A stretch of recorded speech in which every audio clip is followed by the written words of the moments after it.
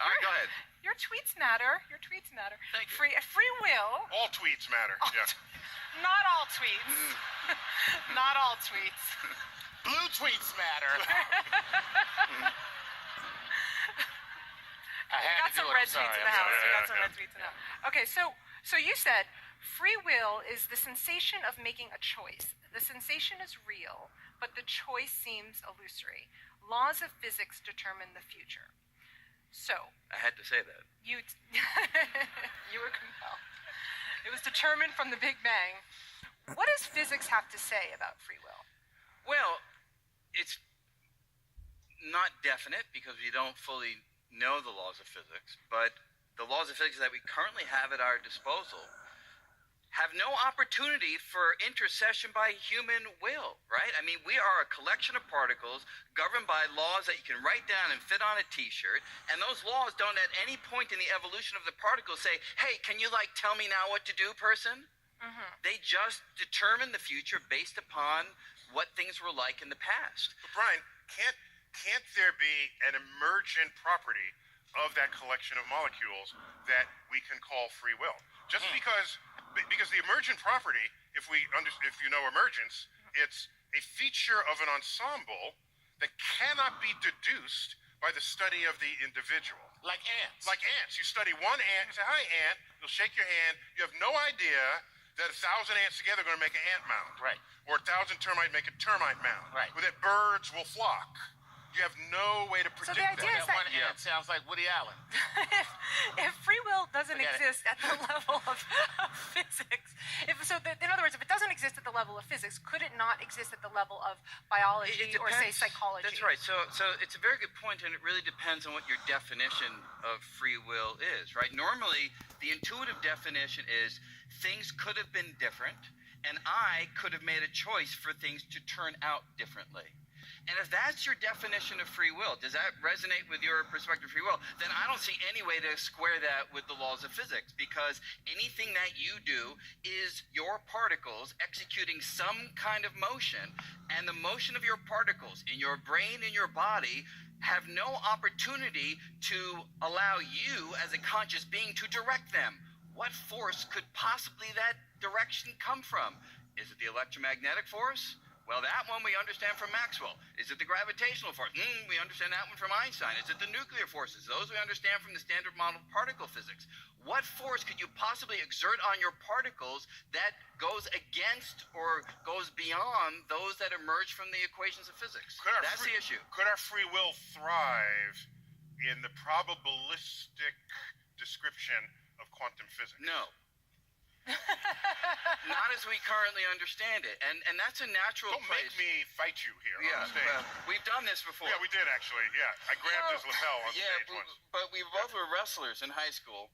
Different weight categories. Yeah, definitely. very different weight categories. So it's I should have said it's possible, but I consider it highly unlikely. So there is a puzzle right now in quantum physics that has been on the table for 50, 75 years, and we don't know the answer to this puzzle. And that's why I have to couch my remarks with a little bit of uncertainty. And that puzzle is this. Quantum theory says that you can only predict the probability of one outcome or another, right? 50% chance electron here, 50% chance there. Yet when we measure the electron, we always find it either here or there, right? One or the other. So how do you go from the fuzzy probabilistic haze of many possibilities to the single definite reality that we all experience in everyday life? We still don't know how to bridge that gap. So within that, if consciousness somehow plays a role in picking out one outcome from the probabilistic haze, then sure, then free will might come for the ride as well. There you go. You just said probabilistically the particle can be here or there. Yes. But if you measure it, it is only in one place. Yes. So my act of thought is I want a cheeseburger. That's the particle in this state. And I'm going to say, I want a cheeseburger. Bam! The particle's there. Wait, That's the part I don't buy right there. You see, because Why are you poking your because it's random. There's nothing that you did to pick one outcome because you wanted it, because you willed it, because it was your desire. And yet your intuition is you had the cheeseburger because you chose it. If it comes from a random process, it's like throwing the dice. And throwing the dice to get an outcome is not what we mean by free will. Okay, wait. You physicists. Sorry. I'm going to give you a neuroscientific perspective. Good. Okay. So, from a neuroscientific perspective, first of all, what's happening at the quantum level doesn't really scale up to whether a neuron fires or not, right? I mean, that indeterminacy. But from experiments that we've done, starting in the 80s, Benjamin Libet did studies where he said to somebody, whenever you feel like it, just press this button. And he measured brain activation. And he said, even before they actually press the button, because that takes time to make the movement, just let me know where this little dot is on the clock when you feel the first inkling of the intention of wanting to move. And then what he found is about 350 milliseconds before a person even had that conscious intention, there was a gearing up of brain activation, right? So then, leap forward to current times, we do neuroimaging experiments where we can say to a person... Just so people know, Yeah. You measure people's brains for a living. That's my job. That's what I do, yes. Okay. I would be no help to you. No.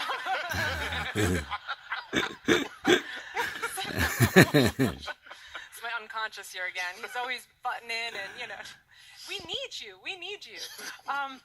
But you can measure it using fMRI, which looks at blood flow to different parts of the brain. Functional magnetic resonance imaging.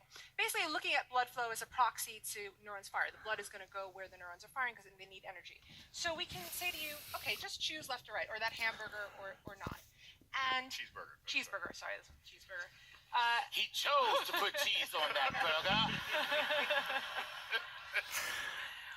We can predict up to 10 seconds before you even have the conscious inclination of your intention which you're going to go, left or right, or cheese or no cheese, right? So at that level, I like to say, yeah, sure, we have free will, but we're just not conscious of it, right? The brain is making these decisions all the time, and we have this illusion of free will.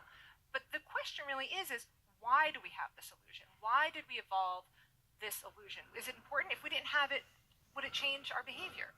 Yeah, I mean, it strikes me that it gives us that sense of control that presumably out in the savannah, 50,000 years ago, 100,000 years ago, made the difference between surviving and not. If you're invested in how things turn out and feel that your decisions can affect how things turn out, you're more attentive, you're more engaged. It's something that matters to you more, and presumably something like that or some parallel story like that suggests why we have this illusion. You're less likely to be eaten. Yes, that's the Right. point. That's the point. Well, so you both agree with one another, with each other, that from physics point of view, it's deterministic. You didn't use that word, but I'm putting it in your mouth. It's okay. Okay. Yeah. I mean, it's okay on the radio and live show.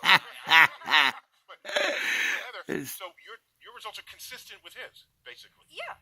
I think from both a physics perspective and a neuroscience perspective, we come to the similar conclusion that it's an illusion, that free will is an illusion, even though we really feel like it's not. And actually studies have been done, which when you tell people that free will is an illusion and you start giving them subsequent tests, they're more likely to cheat on a math test, they're more likely to act unethically. So the fact that we have this belief, those who have had it actually are better able to survive in the system along the line. We're more likely to behave. We're more likely to we're behave. in control. However, we also have evolved there to be cheaters, right? And they can win. So if we're all cheaters, no one would win. But if we all... Just ask Tom Brady. So terrible. And Chuck, he looked so deflated at the end of that game. Right? He was sad.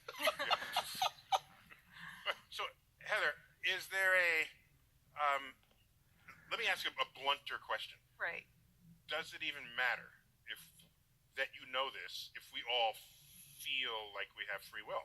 I want to believe that I go to school and get a good job and behave, and I want to believe all that. Well, you tell me I shouldn't believe it? That if one day I end up in prison, that was predetermined from the Big Bang? And wait, just You're saying yes to that? But wait, Absolutely, as an addendum to that, as an addendum If you're going to do it, you're going to do it. There's nothing I can do to stop you.